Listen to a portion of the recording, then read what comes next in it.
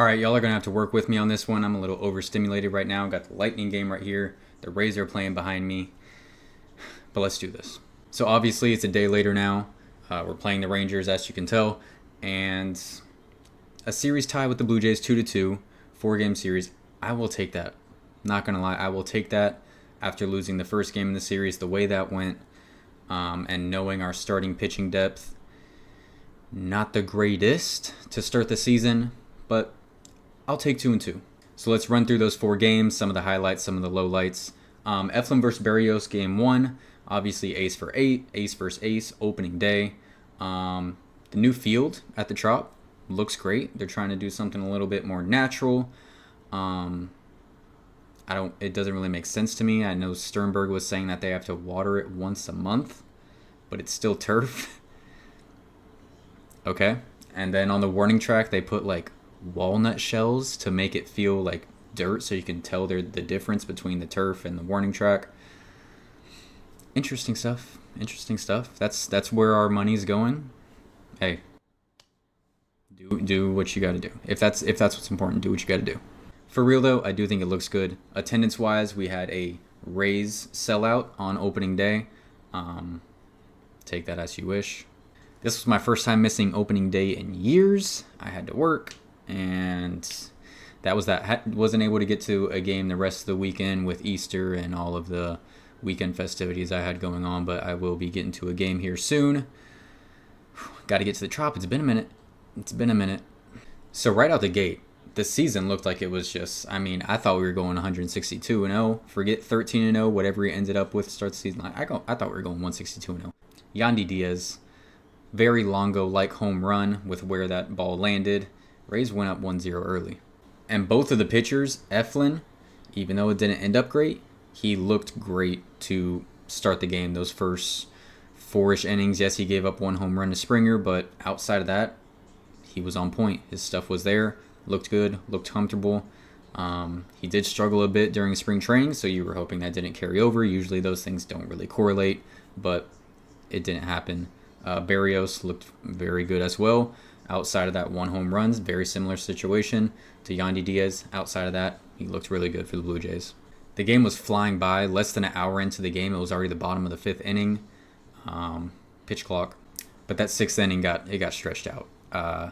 Biggio hits a solo shot to make it 2-1 Blue Jays, and after that, Vlad, my God, what'd that end up being? 455 dead center. Trying to think of the last time I saw a ball dead center go that far. Nothing's ringing a bell. Maybe Zunino hit one like that because he had that type of power, but so it keeps tumbling. Turner gets hit, 4-pitch walk to Varsho, base hit for Kirk, and Kevin Kiermaier of all people kind of breaks it open even more, 5-1, and then Kiermaier of all people kind of breaks it even wider open, and that's 6-1 in the 6th inning. Eflin is done. Very interesting note from that. They didn't have anyone warmed up, ready to go when you saw Eflin was starting to lose it a bit. So in the middle of that inning, Sean Armstrong had to get up and go into the game to close it out. Didn't look great, but he got us out of the inning. But just interesting, because it kind of gives you the idea of where their head is at with Eflin, his pitch count, how far into the game they expect him to go. In the 6th inning, no one warming up at all.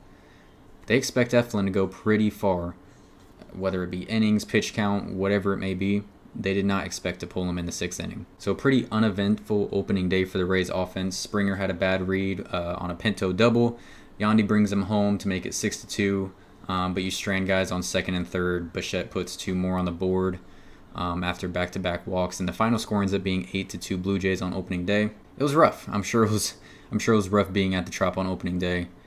All that energy, all that excitement, anticipation, just wanted to see some offense just turn things around after the 2nd year in a row. What happened in that wild card?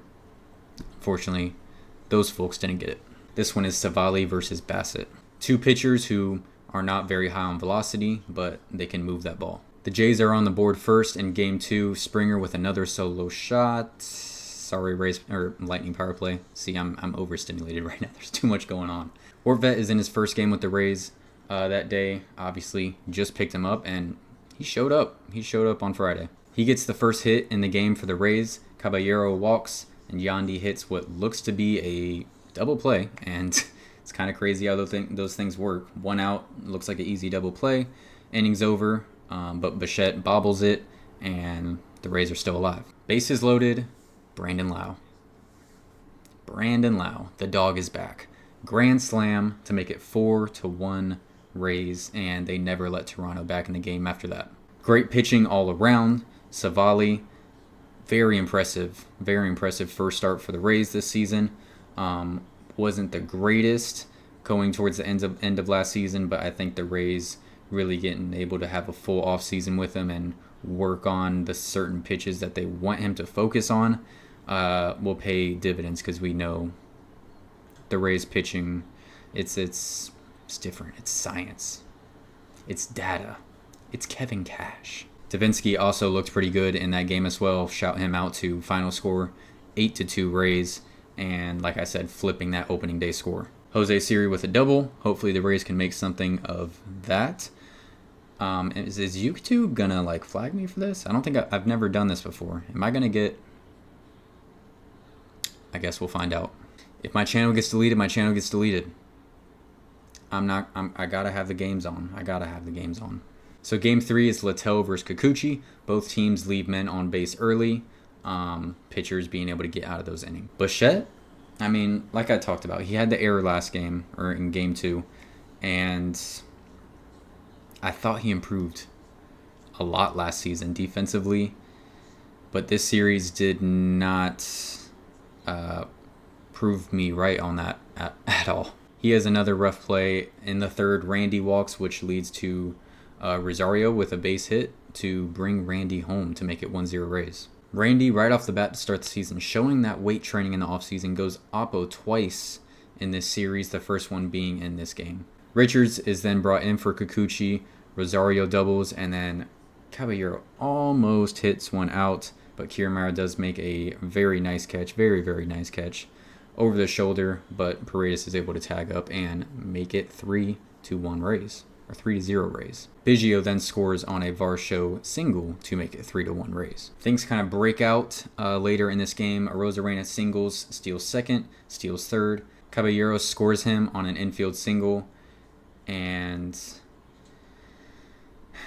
things eventually in this inning get pretty wild when I guess Cabrera was just standing in the way of Caballero when he was running towards third, gave him a bump. Caballero didn't like it, kind of got in his face, and Cabrera just shoves him right in the face. He's gone, bench is clear, and he ends up getting suspended for 3 games. Clown. In the 8th, Yandy hits a sac fly to bring home Jose Siri, and Fairbanks is able to close it out for a 5-1 Rays win. Littell looked great. I have nothing bad to say at all for Zach Littell. The new guys, Caballero and Ahmed Rosario, showed out in that game. Game 4, it kind of felt like there was just a disadvantage pitching. Off the bat, it just didn't go well. It was Gosman versus Tyler Alexander, but Sean Armstrong started. He gives up 2 in the first inning. Kirk reaches on an infield single to score Vlad, and Turner has an RBI single to make it 2. So, right off the bat, Sean Armstrong looked shaky in both of his first 2 appearances for the Rays this year. This is where the other Randy Oppo shot happens, makes it 2-1, and then Tyler Alexander obviously enters in the second. But the Blue Jays don't slow down. Kiner Falefa, Springer, and Guerrero all get on base, and Turner nearly hits one out, but it does hit the wall, but that still makes it 4-1 Blue Jays. And after that, I'm not going to lie, it kind of got worse from there. I was, Easter with the fam. It wasn't really worth my time at that point. It's irritating, but you have to have some patience because this is not going to be our starting rotation all year long. We know injuries are a thing, and we know how many guys we have on our injured list that are going to be coming back. Tyler Alexander, I promise you, will not be a starter by the end of the season. I'm willing to make that promise. Drew Rasmussen's coming back. Jeffrey Springs is coming back. Taj Bradley's coming back. There's no room for that. There's no room for that. So we just got to be patient.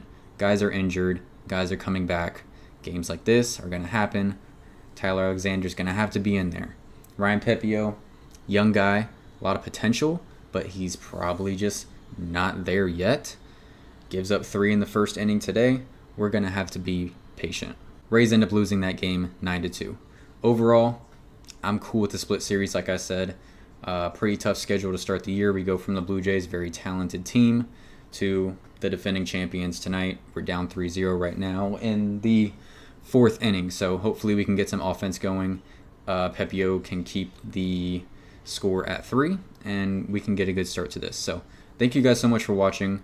Comment your thoughts on the series down below. Like I said, just got to be patient with the starting rotation.